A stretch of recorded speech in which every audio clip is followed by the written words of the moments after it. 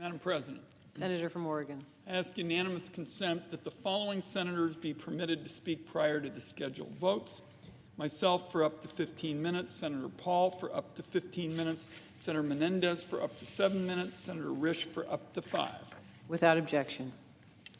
Madam President, the Senate will soon vote on the nomination of Maria Pagan to serve as Deputy U.S. Trade Representative and our envoy to the World Trade Organization in Geneva. This vote has been a long time in coming, and in a moment I'm going to talk about Ms. Pagan's extensive qualifications and her long experience. But first, Madam President and colleagues, there is a new urgency today for the Senate to confirm Ms. Pagan with strong bipartisan support. The Russians' inhuman behavior means that they have forfeited the right to enjoy the fruits of the post-World War II international order. The World Trade Organization is one of the key venues where the United States and our economic allies must hold Russia accountable for its illegal and unjustifiable war in Ukraine. It means the United States and our economic allies basically have to go to the World Trade Organization and tell Russia to go fly a kite. Now, here in the Congress, as the chairman of the Senate Finance Committee, I'm working with the ranking member, Senator Mike Crapo, House Ways and Means Chairman Richie Neal, and ranking member Brady on legislation that would revoke Russia's permanent normal trade status with the United States. This is part of suspending Russia's benefits at the World Trade Organization and would mean Russia's exports to the United States would immediately be hit with significant tariffs. Our country has led the effort to ratchet up sanctions against Russia to levels nobody has seen. Russia's economy is in free fall, and there is no question that hitting Putin's tight circle of oligarchs who dominate Russia's largest industries will pay off. Taking away Russia's trade benefits is an essential next step that will help to freeze Russia out of key markets around the world. As our envoy to the World Trade Organization, Ms. Pagan would be our point person coordinating this effort. She'll be the one coordinating with like-minded countries and intervening in support of the Ukraine.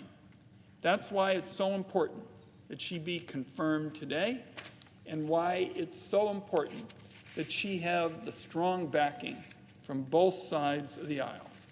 Now, her nomination won bipartisan support in the Senate Finance Committee. The Finance Committee approved her nomination by a vote of 27-1. So we are talking about near unanimous support, certainly something of a rare sight in the Congress these days. She got that support because she is a highly experienced public servant who knows how to get the best possible deal for our workers and our farmers and our businesses. Over 3 decades in government, she has served at both the Department of Commerce and at the Office of USTR. She is an expert in a variety of fields, from trade and services to government procurement. She has litigated several disputes before the World Trade Organization.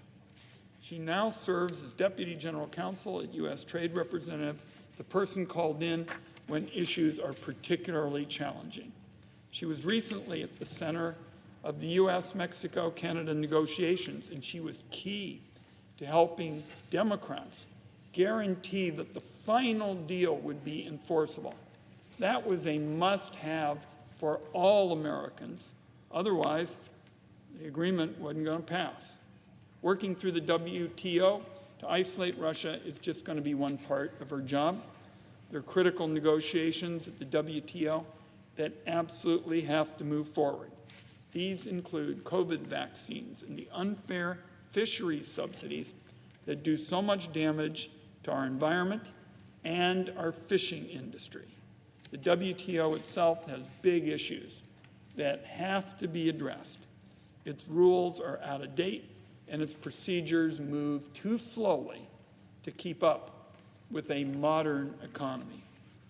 The Chinese government, for example, takes advantage of the World Trade Organization's current shortcomings to game the trade system, and they do it at the expense of American jobs, growth, and innovation.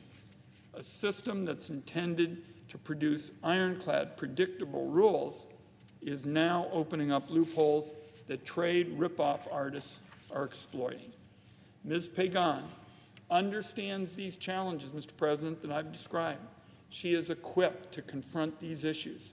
She is a proven negotiator, a strong advocate for American workers and farmers and businesses. She has secured significant support from Democrats and Republicans on the Senate Finance Committee. There is urgent work that awaits her in Geneva. I urge my colleagues to support this nomination. It is priority business for today, given our trade challenges with Russia, and I yield the floor. Mr. President. Senator from Kentucky.